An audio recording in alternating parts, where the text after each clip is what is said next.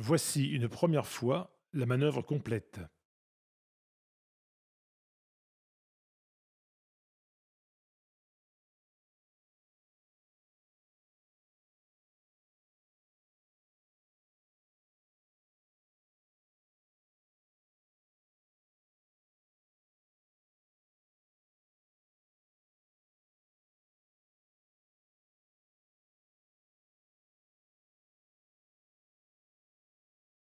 Les objectifs de cette séance sont multiples.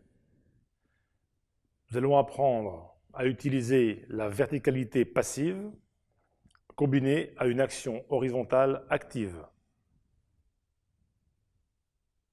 Nous allons apprendre à travailler sans les mains.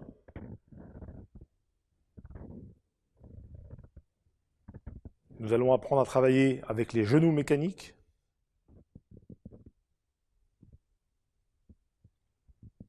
Nous allons travailler de façon volumétrique.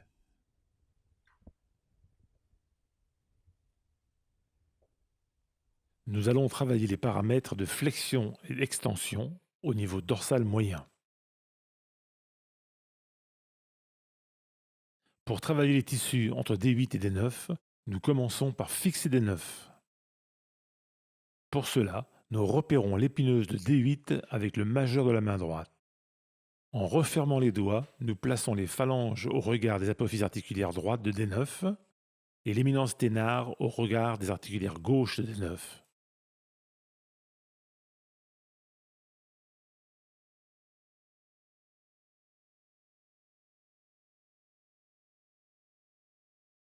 Ainsi, nous fixons D9 alors que D8 reste libre dans la main.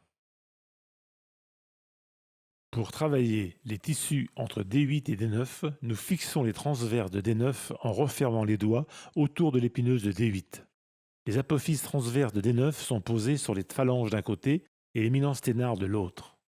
Ainsi, D8 reste libre dans la main.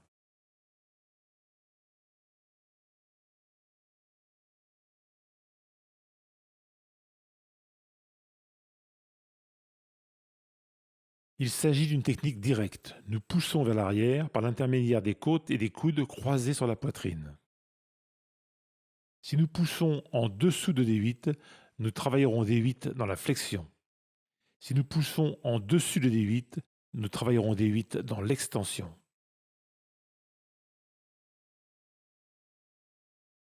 Dans un premier temps, nous limiterons la technique à la flexion-extension. L'action étant symétrique, nous ne travaillerons que par un seul côté, ici arbitrairement par la droite. Le patient est couché sur le dos, le plus près possible du bord de la table. Suivant l'étage choisi et la morphologie des patients, les bras sont superposés ou croisés, mais toujours avec le bras gauche par-dessus. Nous sommes à la droite du patient. Si son bras droit est par-dessus, il risque d'échapper.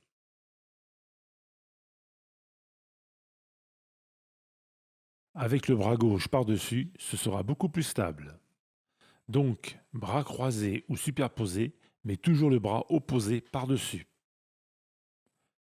Attention, les coudes et les avant-bras reposent l'un sur l'autre. Pour conserver la symétrie de la compression, les mains ne doivent jamais être symétriques. Ce point n'est pas un détail.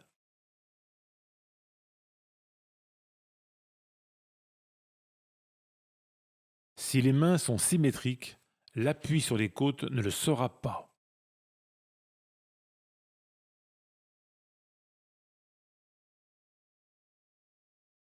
Et vous risqueriez d'avoir une fracture de côte lors de la compression.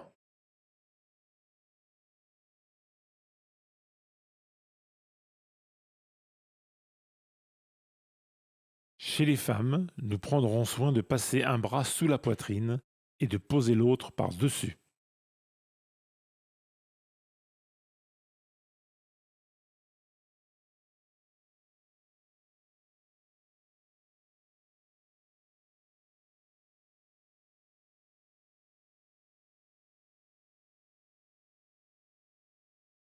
Pour la position bras croisés, nous prenons soin de placer l'avant-bras droit sur le sternum, entre les seins.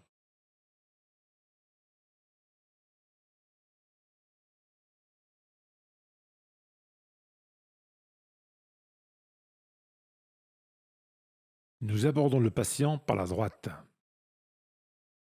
Nous plaçons l'arche antérieure de l'avant-pied au niveau de la vertèbre à manipuler. Comme toujours, le pied est aligné avec la colonne du praticien. Il est perpendiculaire au bassin et le restera tout au long de la manœuvre. Nous plaçons le genou contre le grille costal du patient.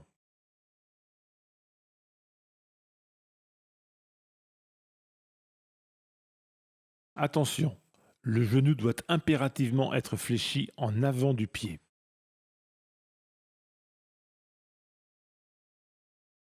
Ne pas mettre le pied en avant, mais bien en arrière avec le genou au-dessus de l'avant-pied. Nous plaçons la main droite sur la table. Nous sommes en charge sur le bras droit et la jambe gauche.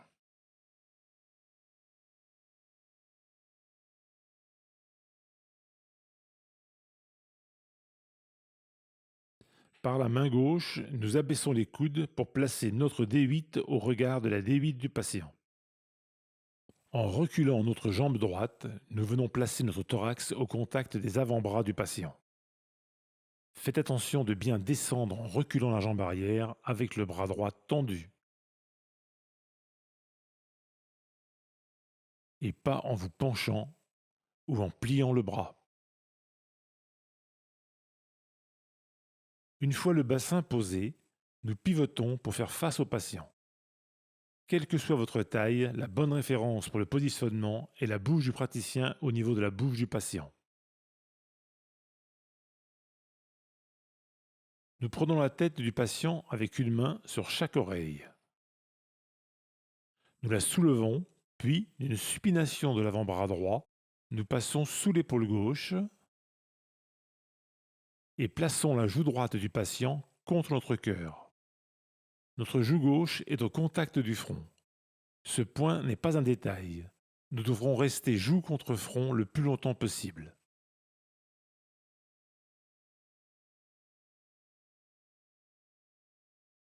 Le fait de quitter ce contact à un moment quelconque de la technique signera une erreur dans la gestuelle.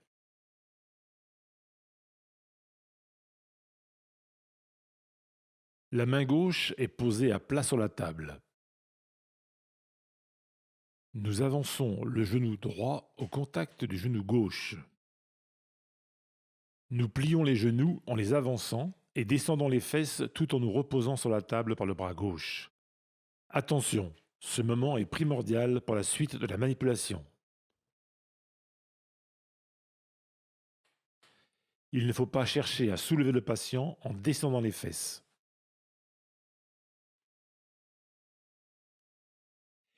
Il faut engager le genou gauche sous l'épaule du patient pour créer un levier interappui et le faire rouler sur notre genou. Il faut plier le genou et l'avancer à la manière d'un terrassier qui plante une pelle dans un tas de sable. Flexion des genoux et pas simple action des bras. Ainsi, le patient roule naturellement sur le genou sans aucun effort pour le soulever.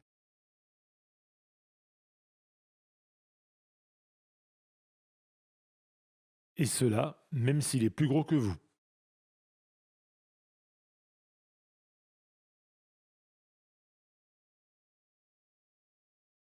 Faites attention à ce que votre hanche droite reste au contact de la table et du patient. Ne pas s'écarter lors de la descente, mais bien rester au contact du patient. Une fois le patient en charge sur le genou, nous reculons notre coude gauche pour placer la main gauche dans la direction de la colonne. L'éminence Thénard ne dépassera jamais D1. Il en sera ainsi même si nous abordons une dorsale haute. La main gauche doit tenir les dorsales en syphose et non soutenir la tête et encore moins tirer sur la nuque. Les doigts sont orientés vers le bas de la colonne vertébrale. Nous plaçons alors le bras droit derrière le patient Et en tirant le coude vers l'arrière, à l'aide du médius, nous repérons l'épineuse de la vertèbre choisie. Nous refermons alors le poing autour de l'épineuse. Les phalanges sont au regard des articulaires droites de D9, alors que l'éminence ténare est au regard des articulaires gauches.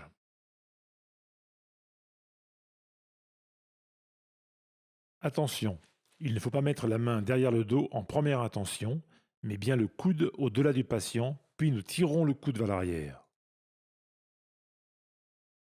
L'avant-bras et la main glissent le long de la colonne pour se refermer autour de l'épineuse.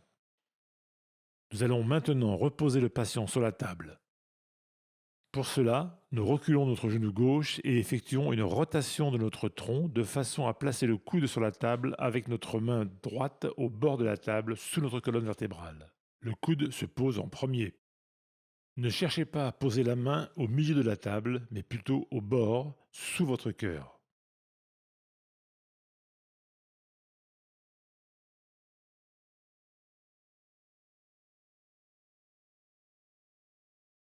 Attention, il ne faut pas reposer le patient vers l'avant,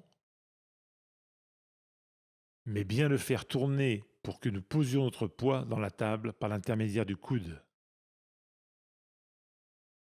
Il faut travailler exclusivement avec les genoux et les pieds, et en aucun cas avec le haut du corps. Attention, il ne faut pas chercher à soulever le patient ni à le poser sur la table, mais à le maintenir fermement sur notre genou et tourner avec lui.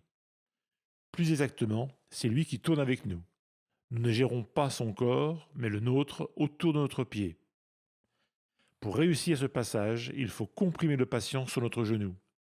Son tronc est posé sur notre tibia, il le comprime. Notre coude gauche tracte en arrière vers notre omoplate gauche et cale le patient sur le genou. Notre bras droit en fait autant. Nous embrassons le patient sur le genou. Nous conservons cette prise tout au long de la rotation. Nous venons en charge sur la pointe du pied et nous pivotons. Le pied reste toujours perpendiculaire au bassin. Évidemment, ces différents mouvements se font simultanément. Nous tournons sur nous-mêmes et posons le coude sur la table.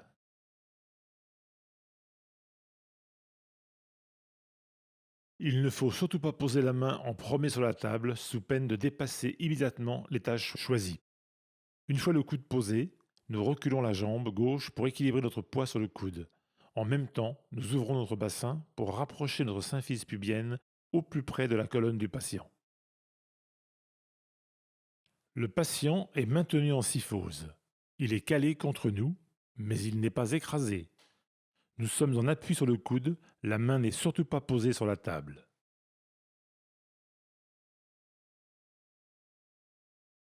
Si nous posons la main en premier, nous travaillerons exclusivement dans l'extension, ce qui est très désagréable pour le patient.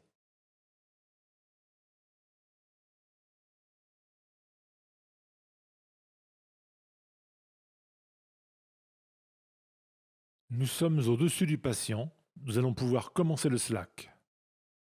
Pour cela, il faut s'inspirer de la phase d'atterrissage d'un avion. En approche finale, un avion fait un arrondi.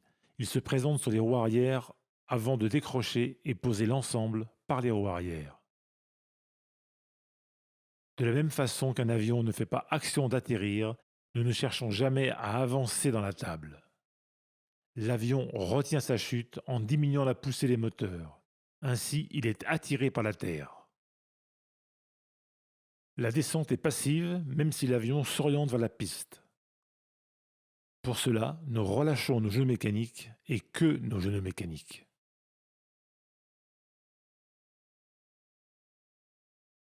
Dans cette position, nous avons 3 genoux mécaniques. Le genou gauche, la cheville droite et l'épaule droite.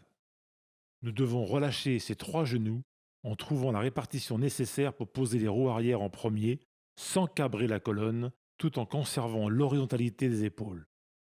Pour une dorsale moyenne, l'inclinaison de la descente est autour de 45 degrés.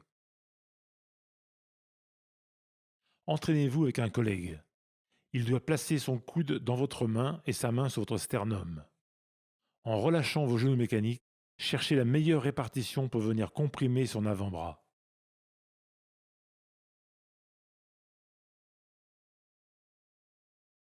Nous devons relâcher ces trois genoux en trouvant la répartition nécessaire pour poser les roues arrière en premier, sans cabrer la colonne, tout en conservant l'horizontalité des épaules.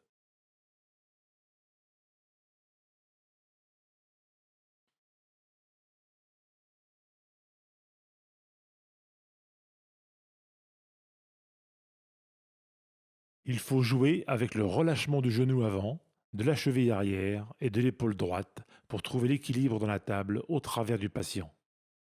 On utilise l'épaule en relâchant l'articulation homo-cérato-thoracique.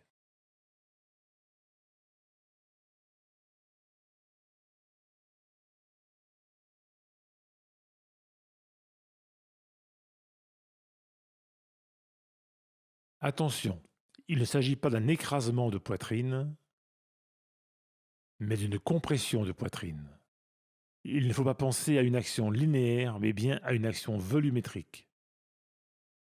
Il ne s'agit pas d'un écrasement linéaire, mais d'une compression volumétrique.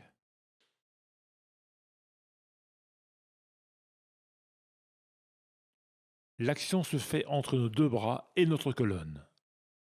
Nous travaillons entre nos mains et pas dans la main. Nous serrons le patient avec notre genou.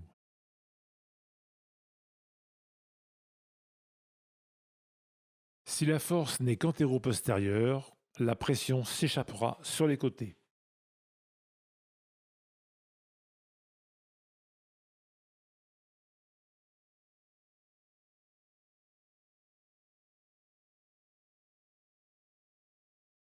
Il faut maintenir latéralement le grille costal du patient par notre genou et notre coude gauche d'une part, par le coude droit de l'autre.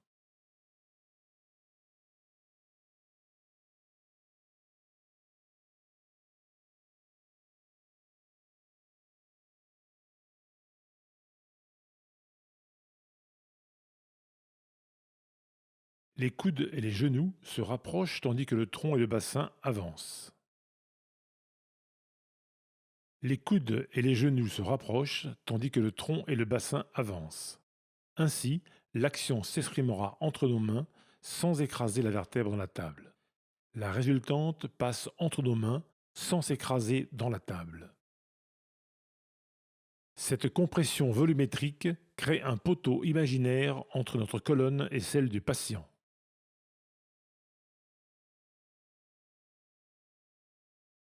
Nous créons un poteau entre notre colonne et celle du patient, ce qui permet d'aborder le conjonctif par devant. De la même façon que l'avion est attiré par la terre, nous devons être attirés par le patient. Nous le maintenons attiré contre nous, puis nous lui demandons de s'allonger. Nous l'accompagnons sur la table en déroulant sa colonne vertèbre par vertèbre du bas vers le haut. Nous l'accompagnons sur la table en déroulant sa colonne vertèbre par vertèbre. Attention, nous déroulons le patient en syphose et surtout pas en lordose.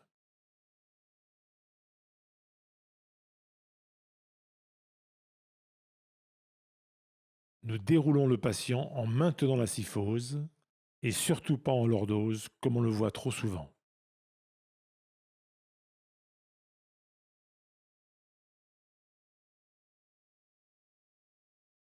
Nous thrustons du poignet jusqu'à la main et surtout pas une fois le patient posé dans la main.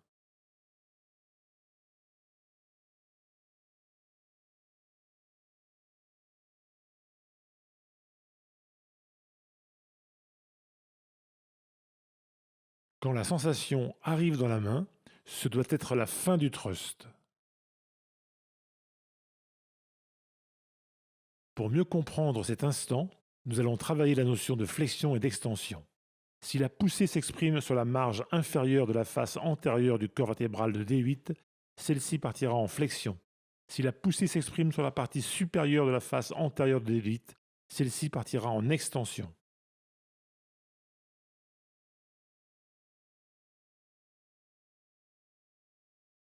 On ne peut sentir que soi-même, on ne peut pas sentir les autres. Il est donc impossible de sentir si la force est au-dessus ou en dessous de D8. En revanche, il est facile de sentir ses propres doigts.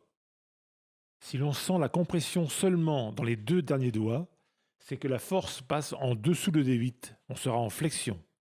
Si l'on sent la compression dans les 4 doigts, la force passera au-dessus de D8 et la vertèbre travaillera en extension. 2 doigts travaillent en flexion, 4 doigts travaillent en extension.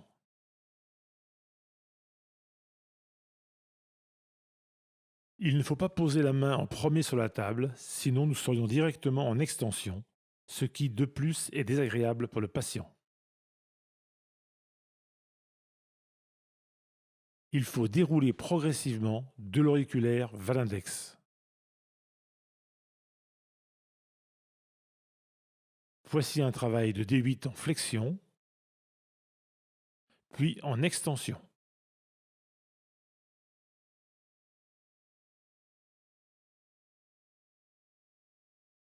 Nous allons maintenant aborder la notion de thrust. Il est obtenu uniquement par le relâchement des genoux mécaniques.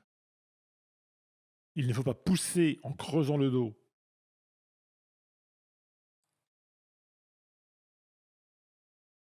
Il faut relâcher les genoux et resserrer les coudes.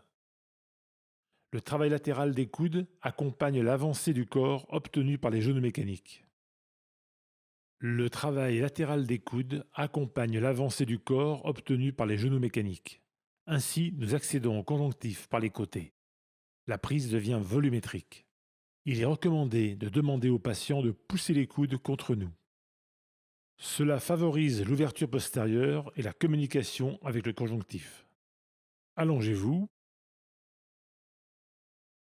poussez les coudes contre moi. Chez les femmes, cette poussée est indispensable. Elle protège la poitrine et améliore le contact. Il en est de même pour toutes les personnes ayant des problèmes cardiaques ou pulmonaires. Cette poussée évite la compression des organes intrathoraciques. Poussez les coudes et thrust pendant la poussée.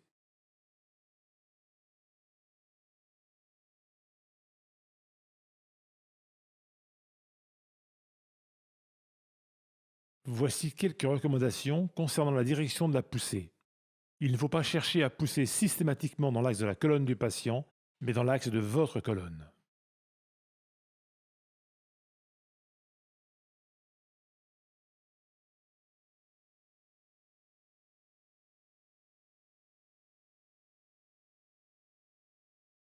Si le patient est relativement petit, l'axe de notre colonne et de la sienne peuvent se superposer. Nous poussons alors dans l'axe de la table. Au contraire, si le patient est relativement gros pour nous, nous devons impérativement pousser dans l'axe de notre colonne, dans ce cas vers le coin droit de la table. Si nous poussions dans l'axe de la table, nous pivoterions autour du point fixe. L'avion atterrit dans l'axe de sa carlingue.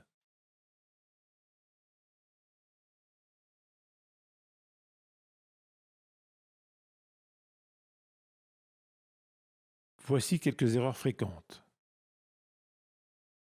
Le fait de quitter le contact joue à joue à un moment quelconque de la technique signera une erreur dans la gestuelle.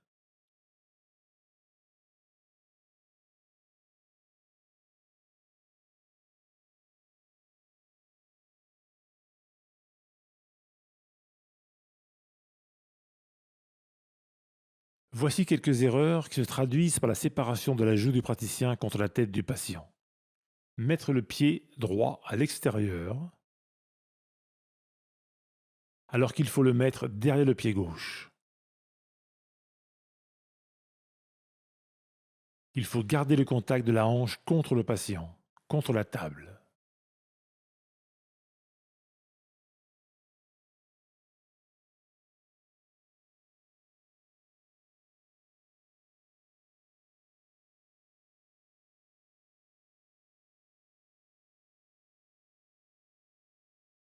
Ne pas soulever le patient en reculant le genou, mais le faire rouler sur le genou en l'avançant.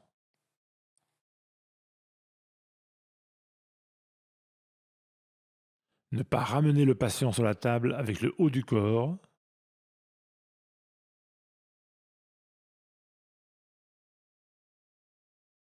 mais pivoter sur l'avant-pied pour entraîner le bassin. Ne pas pousser qu'avec le bassin, mais accompagner le patient avec tout le corps. Voici une dernière fois la technique dans son ensemble.